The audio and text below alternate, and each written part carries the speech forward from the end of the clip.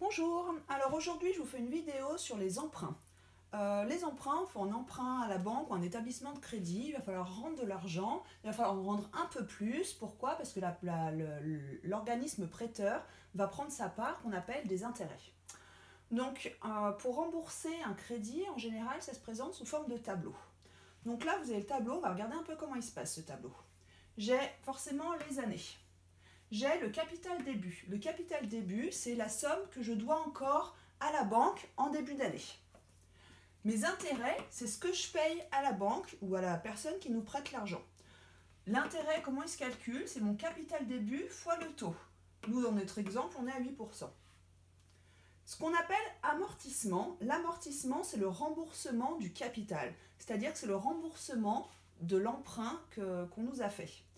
Donc là, on est en méthode de remboursement par amortissement constant. C'est-à-dire que c'est l'amortissement qui est constant, c'est l'amortissement qui va être le même tous les ans. Tous les ans, je vais rembourser la même somme d'argent de mon crédit à la banque.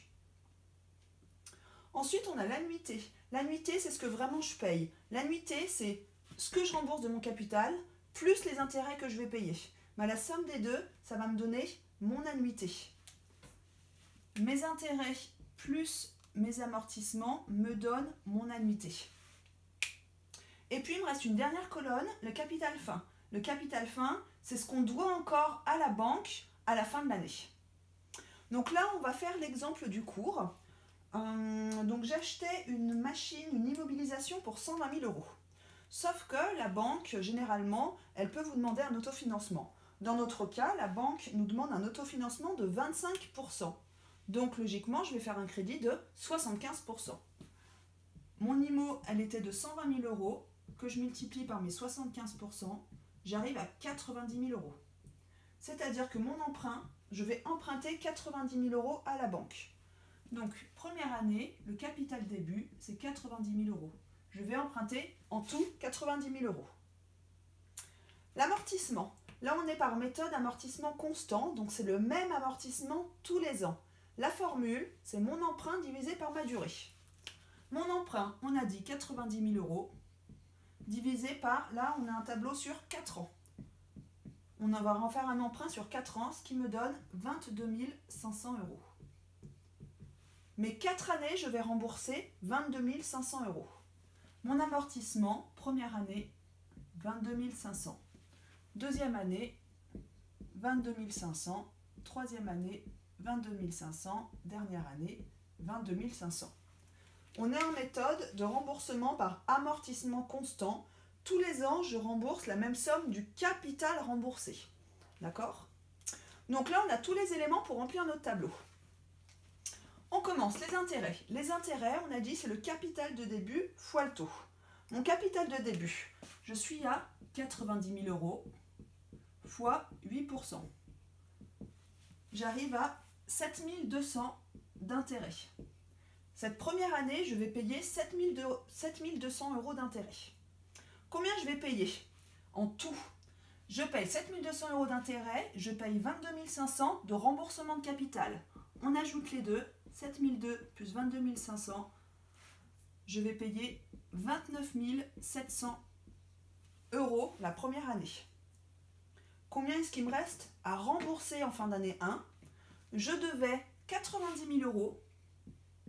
J'ai remboursé, attention, du capital. J'ai remboursé 22 500 de capital. Ça me laisse 67 500 € à rembourser. Là, vous faites bien attention. La plupart du temps, vous m'enlevez l'annuité. Là, c'est bien l'amortissement qu'il faut enlever. Mon capital fin, c'est mon capital début moins l'amortissement. Pourquoi est-ce que c'est bien l'amortissement qu'on enlève? Parce que c'est le capital, c'est vraiment l'emprunt qu'on fait, le montant qu'on fait. Donc, on rembourse tous les ans. Il faut bien enlever le montant remboursé tous les ans et pas le montant payé. Année 2. Année 2, capital de début. J'avais en fin année 1 67 500, c'est ce montant qu'on va remettre ici. 67 500. Année 2, combien je paye d'intérêt? Je dois plus que 67 500, donc on va partir de ce montant pour calculer mes 8% d'intérêt. Je suis à 5 400 d'intérêt. Mon amortissement ne change pas, c'est un amortissement constant, c'est le même tous les ans. Mon annuité, c'est mon intérêt plus mon amortissement. L'année 2, je vais payer 27 900 €. Fin année 2, mon capital de début, il était de 67 500. Je le retrouve ici, mais je le retrouve également ici, auquel j'enlève les 22 500 d'amortissement de l'année 2. Il me reste 45 000 € à rembourser fin année 2.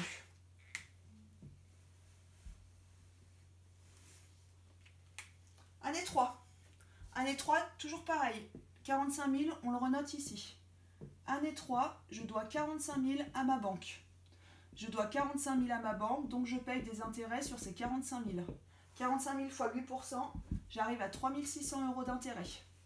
Je paye 3 600 d'intérêt, je paye 22 500 d'amortissement. 3 600 plus 22 500, j'arrive à 26 100 d'annuité l'année 3.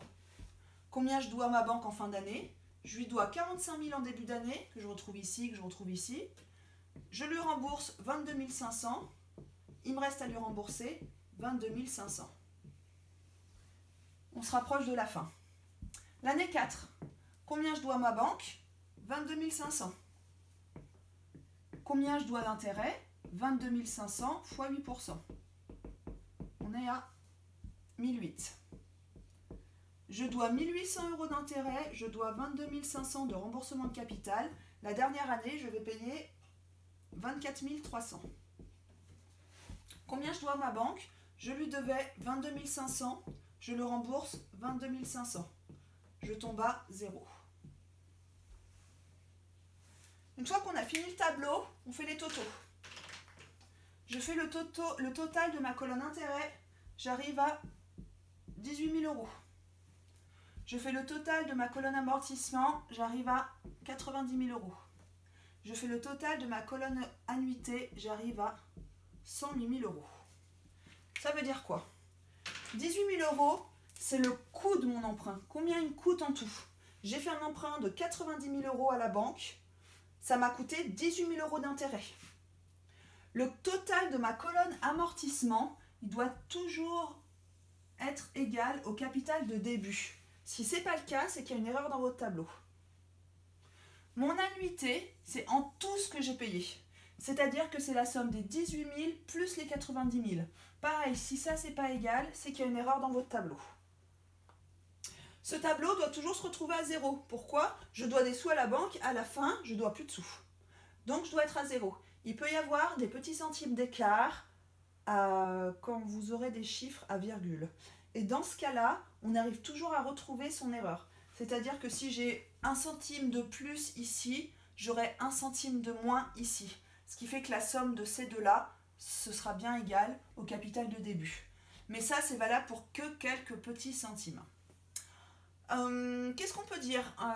Les emprunts, il va falloir les enregistrer en comptabilité. C'est pas compliqué. Tous les ans, on va enregistrer en comptabilité ces trois montants-là. Les intérêts. Intérêts, dans quel compte on y enregistre? Le 661,6. Je ne sais plus où le mettre. 661,6. 661,6, c'est pour les intérêts qui sont vraiment liés aux emprunts. Mon remboursement du capital, ce sera dans le compte 164. Pourquoi? J'ai fait un crédit, on l'a mis dans le compte 164, je le rembourse dans 164. Et mon annuité totale payée, bah, c'est ce que je paye, donc ça va être mon compte 512 banque. Donc ces trois numéros de compte, on va s'en servir tous les ans pour les écritures. Donc la première année, la deuxième année, la troisième année, la quatrième année. À la fin, on doit solder mon compte 164. Pourquoi? Bah, si j'ai tout remboursé mon crédit, je ne dois plus rien avoir dans mon compte. Et voilà, c'était la méthode du tableau par amortissement constant.